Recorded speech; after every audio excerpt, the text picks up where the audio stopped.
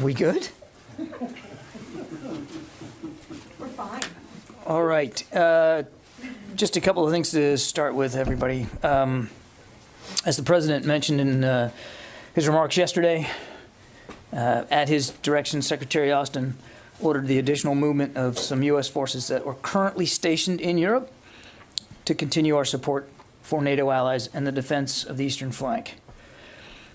These forces, comprised of aviation element and some ground forces, will move inside the European area of operations to NATO's northeastern and southeastern flanks in the coming days, and we expect them to be in place later this week. They include an infantry battalion task force of approximately 800 personnel that will be moving from Italy to the Baltic region. It's a movement of up to 8 F-35 strike fighters from Germany to several operating locations along the eastern flank. A battalion of attack aviation, specifically 20 AH-64 helicopters from Germany, again to the Baltic region. And an attack aviation task force, which is 12 AH-64 helicopters, will move from Greece to Poland. The additional personnel are being repositioned to reassure our NATO allies, deter any potential aggression against NATO member states, and train with host nation forces. And of course, they'll continue to report to General Todd Walters, the commander of U.S. European Command. These moves are temporary. I want to stress that. They're temporary in nature, and they are part of the more than 90,000 U.S. troops that are already in Europe that are both there on rotational as well as permanent orders. And of course, as you know, the U.S. maintains significant numbers of combat-capable forces in Europe. Relatedly, U.S. Army Europe and Africa will be kicking off exercise Sabre Strike 22 later this month. The exercise will run through March with approximately 13,000 participants from 13 countries. Sabre Strike has been held every 2 years since 2010. This is the next year for it. It is scheduled during the wintertime to help demonstrate the ability to operate in austere conditions. The 5th Corps, Army 5th Corps, will provide command and control for the exercise. And conducting Sabre Strike now, we believe, demonstrates that U.S. forces in Europe can simultaneously support ongoing operations and regularly scheduled training without any degradation in support to our NATO allies and partners. Training events like Sabre Strike are planned well in advance, and this one was, and demonstrate that NATO allies and partners are stronger together, and through training and interoperability exercises, get stronger together. Lastly, I think you may have seen that the Secretary did approve a couple of requests for National Guard support here in the Capital Region. He approved that request yesterday. Those requests came from the D.C. government, their emergency management agency, as well as the U.S. Capitol Police. All told, among the two requests, it's about 700 Guards personnel and about 50 vehicles. They are designed for traffic support in anticipation of potential challenges to traffic here in the D.C. area surrounding some potential protest activity. I want to stress again that it's a relatively small number here, about 700, and they will be supporting traffic support needs. That's their goal. That's their mission. And with that, we'll take questions. Lita. John, the people are talking about a potential invasion by Russia of a large scale being imminent. Can you talk about what the U.S. has seen today that may be different than what it has seen in recent days, why this has become sort of now imminent? Have you seen Russian troops move into Luhansk and Donetsk? Have you seen them move into that Donbass region? And have you seen them move further into Ukraine beyond those two regions? Okay, lot there. On the Donetsk and Luhansk, as you've heard administration officials say before, we do believe that marks the beginning of an invasion. We certainly believe that additional Russian military forces are moving into that region, not beyond that region that we have seen, but we can't confirm with any great specificity the numbers and what the formations are, what the capabilities are, but we certainly believe that that's happening. As for your larger question, Lita, without speaking to specific timing, because only Mr. Putin knows what the timing is here, what I would tell you is that we continue to see him form his capabilities in such a way that leads us to believe that we are potentially close to some sort of action. Again, what that action is going to be and exactly on what timeline, we can't be sure. But what we see is that Russian forces continue to assemble closer to the border and put themselves in an advanced stage of readiness to act, to conduct military action in Ukraine, again, at virtually any time now. We believe that they are ready. I'll just leave it at that. They're ready. Jen. John, there are reports of a chemical plant in Crimea that's been evacuated. This is the kind of location that was described to us by Secretary Blinken as a possible staged provocation. Are you seeing reports of any sort of preparations either for an attack on a chemical plant, or what are you seeing? I don't have any specifics on that claim, but it is of a piece of the kinds of ridiculous claims that we have seen the Russians make in recent days of alleged provocations or assaults and attacks unprovoked on their people. So again, no knowledge of this particular one, but again, we've been seeing this over now recent days. These claims of whether they're acts of terror or acts of violence, unprovoked shelling of Russian forces or Russian separatists, all again that is of a piece of the playbook that we have seen the Russians use time and time again. I have no specific knowledge about this particular report, but again, it fits perfectly into the Russian disinformation playbook. Did the U.S. government help protect the Ukrainian government from this denial of service attack, the cyber attack?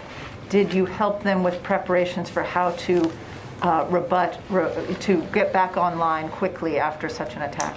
So first, I don't think we're in a position to attribute these cyber disruptions that you're talking about. I assume you're talking about the various websites, the government websites that were taken offline. What I would just tell you broadly speaking, Jen, is that we have provided some cyber resilience training and assistance to the Ukrainians, and I won't go beyond that in terms of these specific attacks. Again, not in a position right now to attribute them to any one entity.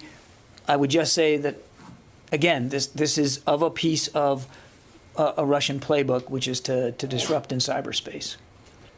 Let's see, anybody else? Janie. Thank you, John. I have two questions on the Ukraine and in linkage with Korea. And if Russia uses nuclear weapons to invade Ukraine, what will the U.S. do? Secondly, if Russia were to use nuclear weapons in this invasion, what would be the impact on the Korean Peninsula? Because there is a fear that North Korea will copy this. Any comment? Yeah, I'm going to avoid speculating here and getting into hypotheticals, particularly about the potential use of nuclear weapons, Jenny. What we've said all along, two things. One, Mr. Putin has a lot of capability at his disposal right now. As I've said earlier, they are ready to go. And number two, if he decides to conduct a full-scale invasion here, again, bigger than what we've seen in just the last few days, this will be a war of choice. That he'll be doing so with diplomacy and options still left on the table. And it won't be bloodless. There will be suffering, there will be sacrifice. And all of that must and should be laid at his feet, because he's doing this by choice. How he does this, when he does this, we don't know for sure. But if he does this, this will be a war of choice and totally unnecessary. And as for the impact on the region, I couldn't begin to speculate. Nothing's changed, obviously, about our commitment to our South Korean allies, and we noted that the South Koreans also came out publicly yesterday with a statement of support for Ukraine. That was certainly noticed by the whole international community. Yeah, in the back there, Abraham. Yeah, thanks, John.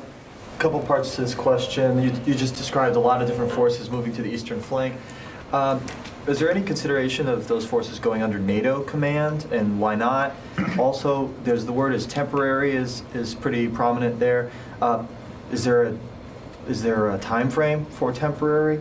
And is there any talk yet of the NATO rapid response, those U.S. forces getting activated? Okay. Yep, there's a lot there. Right now, they're going to be under the command of General Walters in his U.S. European command hat. I don't know of any changes to that. Temporary, I don't have an exact time frame on this. I want to remind you that they were already in Europe. They're simply repositioning elsewhere in Europe. I don't have a time frame on how long that repositioning is going to be, except to say that it'll be as long as we believe it's necessary, and the host nations, the new host nations that will be hosting these units are willing to continue to have them. So this will be a constant discussion with each host nation that they end up in about where they go, how long they stay, and what kind of training opportunities they're going to conduct. This is really all about reassuring allies and partners and demonstrating that in tangible ways. On your, I lost your third question. Dang it. Rapid response force. Oh, that's a better question for NATO, Abraham. That's not a question for the United States. That'll be up to the NAC to decide, North Atlantic Council to decide, not just the United States unilaterally, of course. What I will tell you is that as you know, the Secretary has put on a shorter alert tether our contributions to the NRF, the NATO Response Force, so they are more ready to go if called upon. So while I can't give you any sorts of timing or certainty about whether the NRF is going to be activated, what I can tell you with certainty that if it is, our contributions to the NRF will be ready to go and will contribute fully. But they're still in the United States, correct? Correct. Yeah, Tony. Is there much discussion within the Pentagon or within the National Security Council about whether all of Putin's maneuvers and the force buildup is a grand game of brinksmanship, and he's got no intention of invading? He just wants to show his muscle, get the U.S. and NATO to commit to not letting Ukraine into the alliance. In other words, a game of brinksmanship, bluffing, but not really an intent to invade. We have seen no indication of that, Tony. Let me ask you though, has it been groupthink here though? You're all thinking, just assuming he's going to do this? Or have you actually skeptically look at whether this is just a bunch of BS brinksmanship, albeit on a grand scale? Tony, we've been looking at this now for months, and we've been talking to allies and partners for months. The Secretary was just in Brussels last week meeting with all his counterparts in the alliance. It's not just the United States who is deeply concerned about the potential for war in Ukraine now. That other NATO allies feel the same way. We've all been looking at this. I hope, we all hope, that we're wrong about this. But every indication we have is that he is poised to attack Ukraine again, and this time with what could be significant military force. I mean, we are talking about more than 150,000 troops that he has arrayed against that border. As I said earlier, we believe that they are now at a state of readiness where they could attack at any time. That's what we're seeing. And that's what we've been saying. We've been talking about this very openly now for weeks. We've seen, sadly and unfortunately, no indication that he's willing to de-escalate, move those troops back home, and actually get to some sort of serious diplomatic solution. Every indication, rather, that we see is quite the opposite. Let me ask you a China-related question. Is there any indication that President Xi has given his tacit or explicit approval to Putin for an invasion? You recall there was speculation that an invasion wouldn't happen until the Olympics were over. The Olympics are over now. Any indication that China has given its wink and nod? Well, I mean, I would point you back to the February 4th statement that she and Putin put out, which certainly we took as tacit approval for what Mr. Putin is doing. You could point also to concerning comments by the Chinese Foreign Ministry yesterday that made it clear that they weren't going to support any what they called unlawful unilateral sanctions against Russia, and then blame the United States for contributing security assistance to Ukraine, somehow blaming us for this issue. No mention whatsoever in their statement about the 150,000 plus soldiers and the threats that Mr. Putin has been lobbying against Ukraine now for many weeks, including just yesterday. We wonder, can it really be the Chinese policy now to support separatist movements over the sovereignty of nation states? That's an interesting twist, isn't it? Sylvie. Thank you, John. Is there any? I would like to go back to the movements of U.S. troops to the Baltic states and to the eastern flank. Is there any consideration of sending more U.S. troops if there is an invasion, and on a permanent basis on this eastern flank of NATO? There's nothing. There's no expectation at this time, Sylvia, that we're going to move to more permanent basing on NATO's eastern flank. What we're talking about now are short-term, temporary, rotational redeployments, if you will. As for your first question, whether there's, I assume what you're asking is, are we going to send more troops from the United States to NATO's eastern flank? And I have no such announcements or movements to speak of today. But as I have said repeatedly, we're going to keep all options on the table. I'm not going to rule out that the Secretary might want to consider that should there be a need. We're looking at this day by day. And just yesterday, as you saw, we did reposition inside Europe. And there are lots of options available to us to continue to look for ways to reinforce that eastern flank. But this will be temporary. You don't think about changing your posture in case of an invasion. Right now, we're focused on reassuring the allies, and we're going to be in constant contact with them and consultation about what that looks like and how you do that.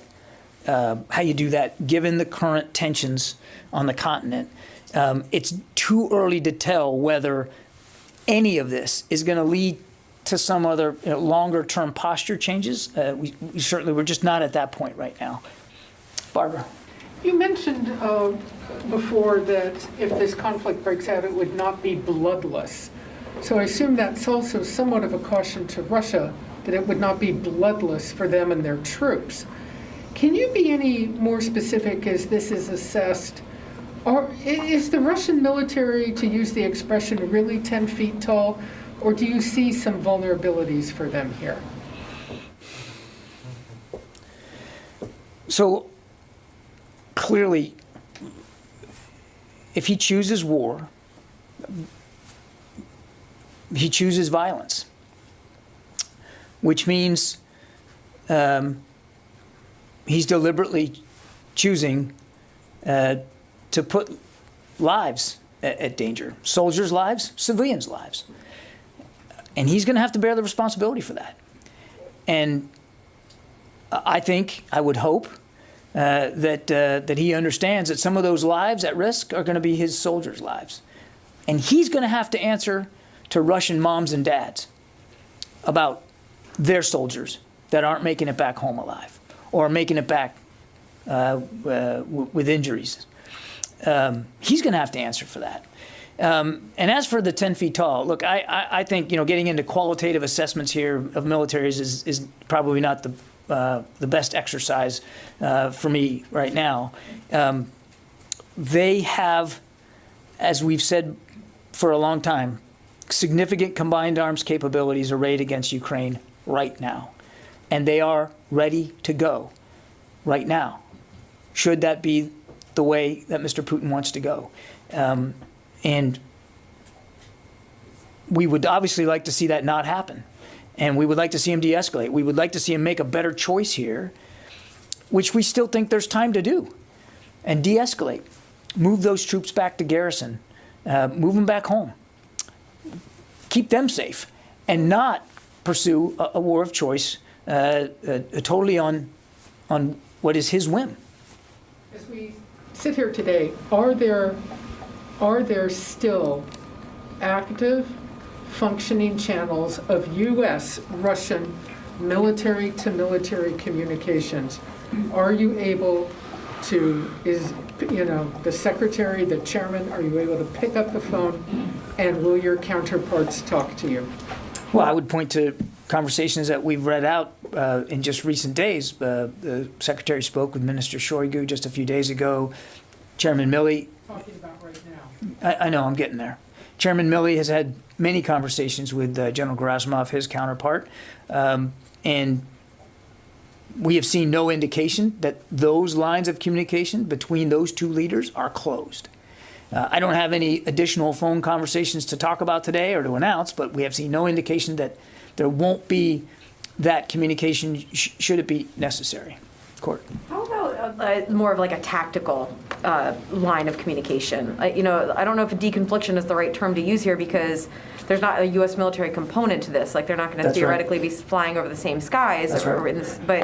But what about something that might deconflict tactically on the ground once Russia moves in? It seems that we keep hearing about the U.S. military moving more and more assets into that region. Mm-hmm.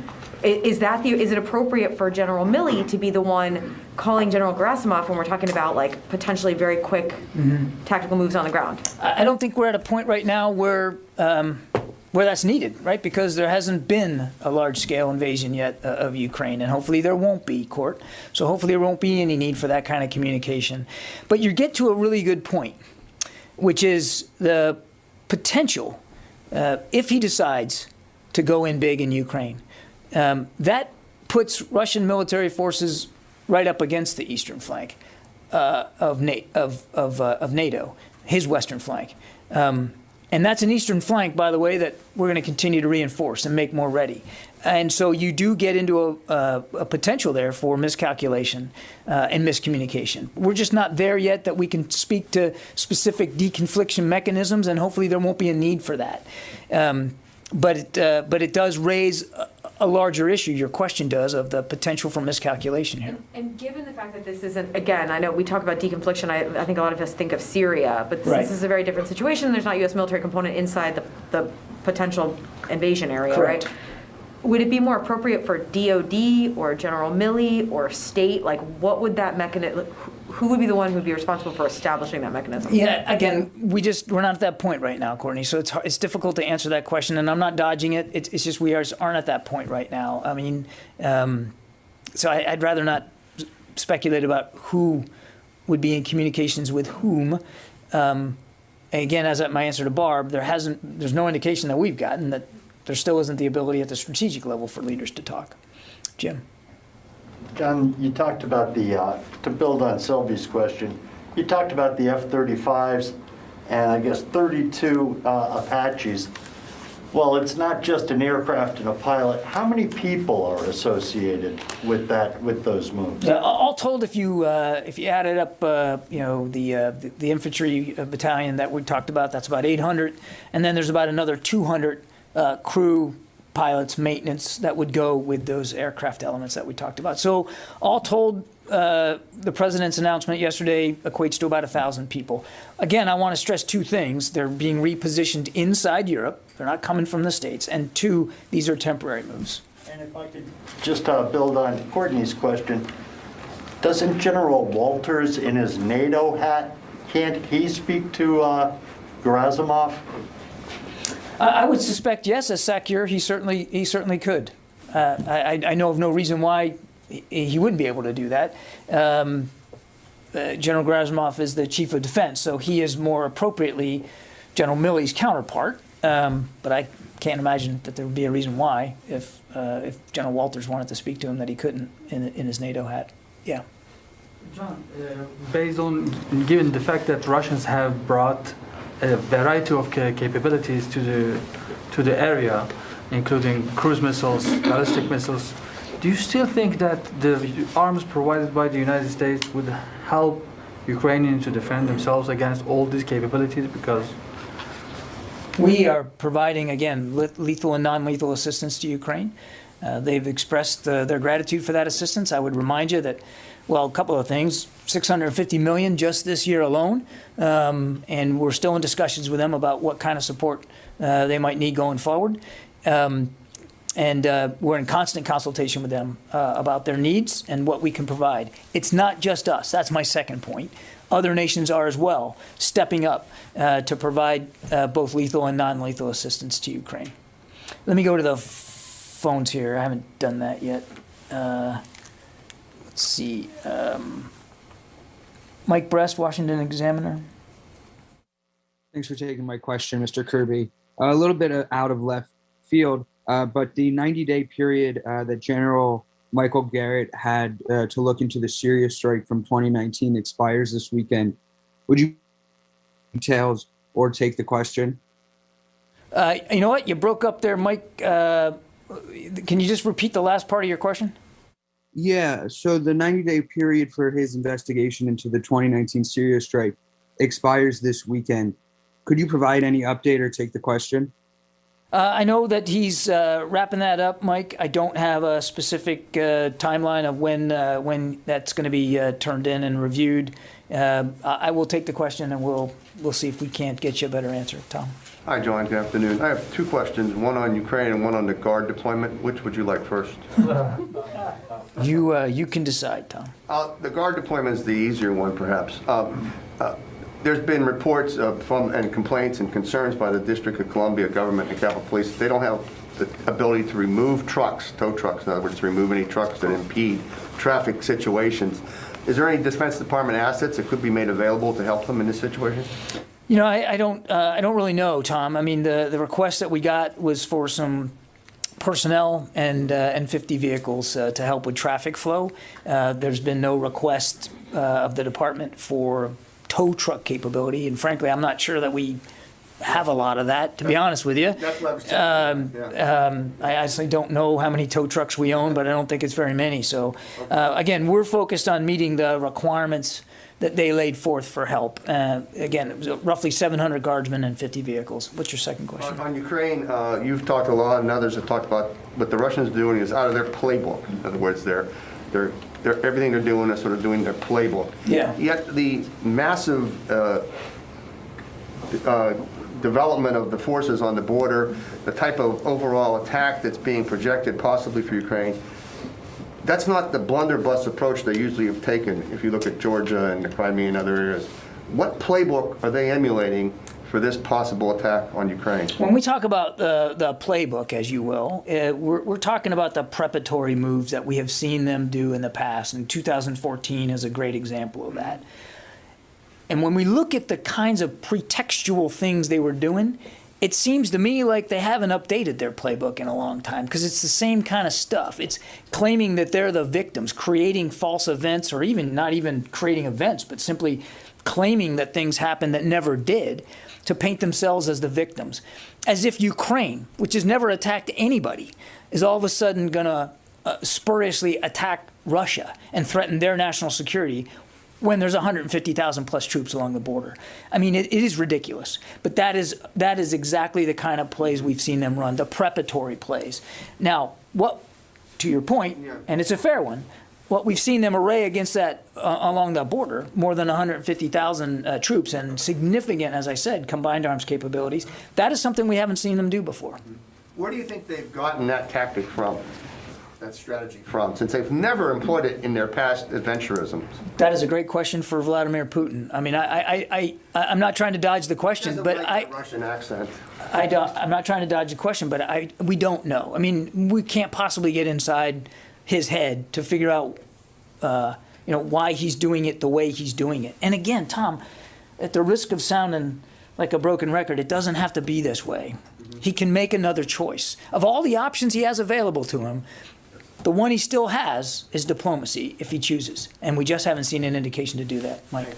Hey, John, two questions. First off, any idea whether or not Russia's also used the Wagner Group mercenaries as part of this invasion force, or is it strictly sort of mainline Russian army troops? I have not seen any indications of that. I can't. Anything like that. I haven't seen indications of the Wagner Group being used, but again, that's really that might be a level of detail we don't have. Okay. Also, to go back a little bit in history, the Soviet Union conquered Hungary in '56, rolled through Czechoslovakia in '68. The U.S. complained and made a lot of noise, but nothing really happened. How will this turn out different from what's already happened in the past with their former satellite countries? I was a history major at the University of South Florida, but I don't know that I can answer that one. Well, let me just put it this way. What we hope happens is that he de-escalates, and this war of choice doesn't occur. It's difficult if he chooses to go ahead. And again, every indication is that he will. It's the one thing any student of war will tell you is it's unpredictable once it starts. It's the old adage, I think it was Eisenhower, right? No plan survives first contact. It's difficult to know where this will go. What we believe is that it will involve significant casualties and destruction. And that it will only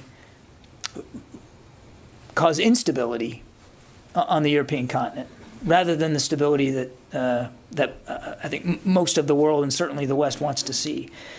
Where it goes beyond that, I just don't know, Mike, because we don't know really what he has in mind here. I mean, he's pretty much, in terms of military action, that's what I mean.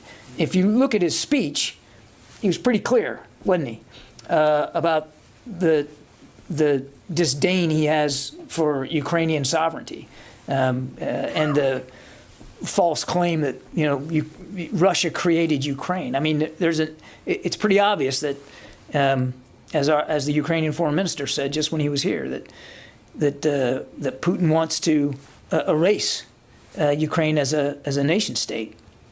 What that ends up looking like long term is difficult to know. And again, at the risk of sounding like I'm dodging, and I'm not, I truly don't know the answer to your question. It's a good one, and I don't know anybody could know that. But it doesn't have to be that way. It just doesn't have to be that way. He can choose a different path here, which is still open to him, and that's what I think all of us would like to see him do. I get time for a couple more. Yeah, go ahead. A country is invading another country just because that country wants to be part of an alliance that the United States is leading, like NATO. Isn't that an indirect threat to NATO and the United States national security at the same time? Well, predominantly, it's a threat to the Ukrainian people. And I think, again, if you go back and look at his speech, certainly he's groused about potential NATO membership for Ukraine, no doubt about it. But he laid out an even more sweeping alternative reality in his speech, that it isn't just about whether or not NATO, Ukraine joins NATO.